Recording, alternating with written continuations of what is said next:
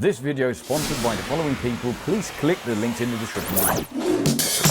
Hiya, yeah, my name's Alfie. I own this little business called Cabin Knives here where I make bespoke kitchen knives, pretty much for the home cook, professional chef. I used to be a professional chef myself, so I have a bit of knowledge in that industry. But yeah, let's crack on.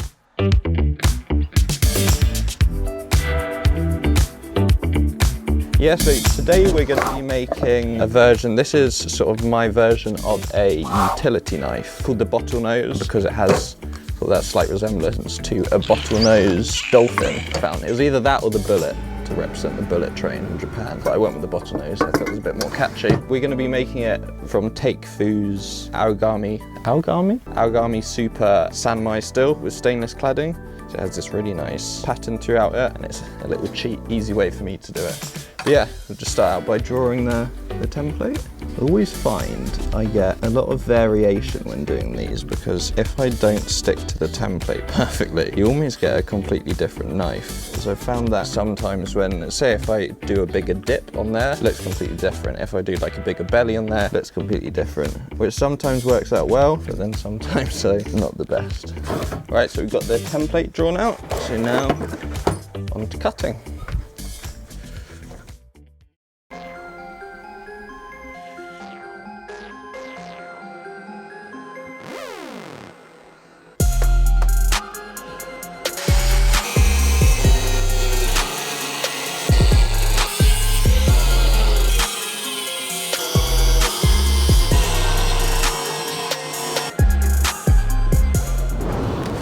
Right, so now we will, oh that's a bit hard.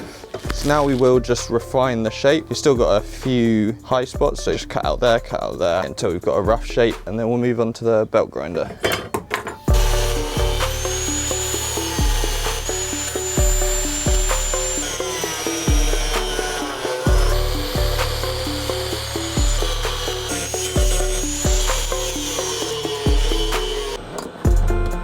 The rough shape, so we will move on to the belt grinder to refine it a little bit more and yeah, go from there. This is just a small wheel attachment, so it's just perfect for small little bits like getting in the choil there. It just makes it a lot easier to get used to. You can use wheels like this for an angle grinder, but I find this is just so much easier. You can just put it in there, get nice repeatable smooth lines. Yeah.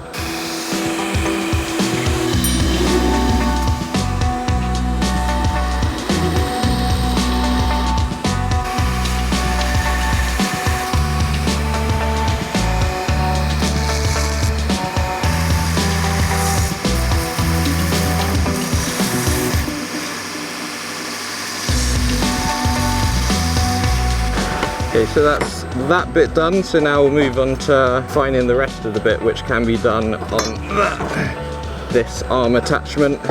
So one thing I actually quite like to do, even though I have the pre-made out stencil, I don't perfectly stick to it each time, just so it gives each knife sort of slight uniqueness to it. You can kind of see there, I won't perfectly stick to the lines, just so every little one has sort of slightly different angles. It's not an exact replica of the previous one, which I quite like to do, seeing as it's a handmade item.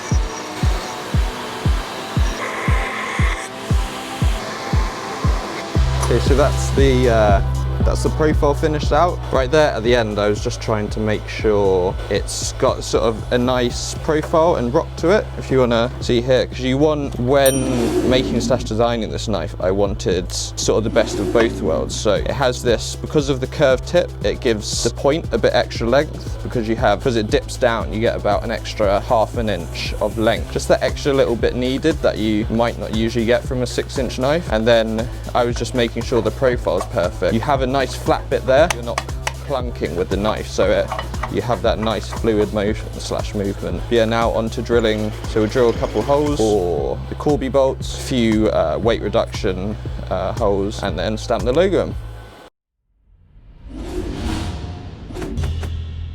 Thinking back to it, I'd never been that creative in making stuff, but I was always like tinkering around, like taking apart remote control cars and not putting them back together and just stuff like that. And then it all came, everything sort of started to fall into place in about July 2019. My motorbike got stolen. I then found it like 2 weeks later, like honestly about a mile away, and they had done like £2,000 worth of damage to it. But I decided to fix it up myself, so then fixed it up myself. Found that I really enjoyed working with my hands and sort of starting at one point and getting to another, so I wanted to find something to do. And I'd always watched Alex Steel videos on YouTube of him just making these stupid creations of like these huge by-hander swords and stuff. I just thought I'll just give that a crack, and then I'd been a chef for the past 5 years. I already had that knowledge, already sort of had my foot in the door. I just, made one for my mum for Christmas, and then made another for my girlfriend, who's also a chef. From there, it just sort of snowballed. I just really just found this love for it that I'd never found with doing something before, where I would just wake up at 9 AM and then work until midnight 5-6 days a week, and I just couldn't get enough of it. I loved it so much. And then COVID hit, and it was just sort of the perfect storm for setting up a business like this, where I just work at the end of my garden. Yeah, just through a lot of hard work and luck, it got to the point where it is now, which I can do it as a full-time job, and I still absolutely love it. It is probably one of the most rewarding things I've ever done. Yeah, say that's what I fell in love with a knife, is usually if you get something handmade, you want to do more than just sort of have it there and look at it. Say you get like a nice cabinet or like something bespoke made out of wood. I would always love stuff like that, but I would always just find myself wanting more of like be able to actually do something with it. And that's, I think, what I fell in love with knives so much, is that you can spend hours and hours crafting this thing, and then it can look beautiful at the end of the day, but then you can still put it to the test and actually get use out of it. And I really loved that aspect, and the sort of the marrying of these two materials together. You get this horrible hard steel, which you have to grind in laser sparks, and then you get the really gentle wood, where it's just I just fell in love with that combination and all the work that you have to put into it, and then you get something at the end of the day which you can actually use and show off. But yeah.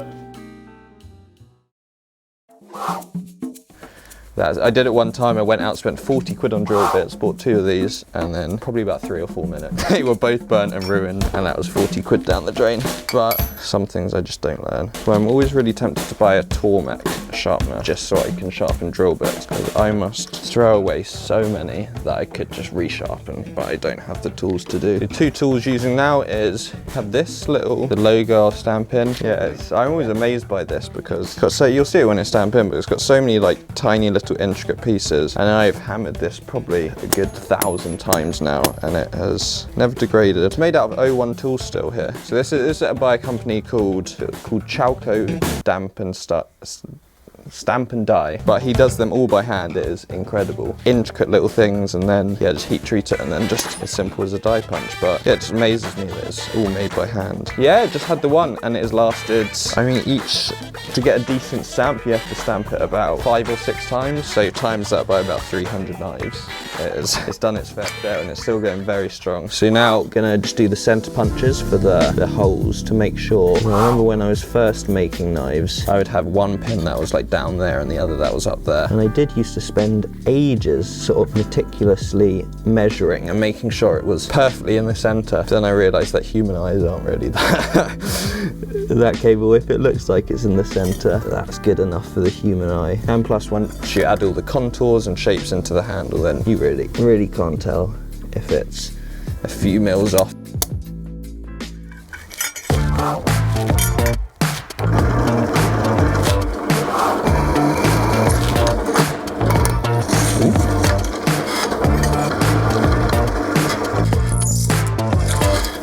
Let's try our luck with this one. So now I'm just going to be drilling, or trying to drill a few holes for weight reduction. So I find in full tang knives, it's a bit more difficult to get that balance, blade to handle balance, especially in the shorter knives I find quite difficult to get. So you can do a couple ways. You can either do a tapered tang or just drill holes. It's quite a difficult thing to judge when in some instances, because you have a few different variables. So for instance, with steel like this, it's a lot lighter than monosteel, like the 01 tool steel I usually use. So that will hold a lot more weight in the handle. So you'd also possibly need to do weight reduction holes and taper the tang a little bit to get that perfect balance. In these knives, I just tend to do 4 holes along there. So 4 holes along there, but then other things come into play also, because if you're using stabilized wood, it's a lot more heavy. Some woods are just naturally more heavy than others. So it can be a thing of sort of finding that balance, but after a while you just sort of get a feel for it, and that can just change the weight balance. Say from like have your finger a centimetre one way, it still feels nicely balanced. It's a bit weird drilling this still because it has the cladding on the outside, so it's always hard to tell because you get through the outside, but then and that happens. But I also think it's quite an underpowered drill, but we may get there. It may just take a little while.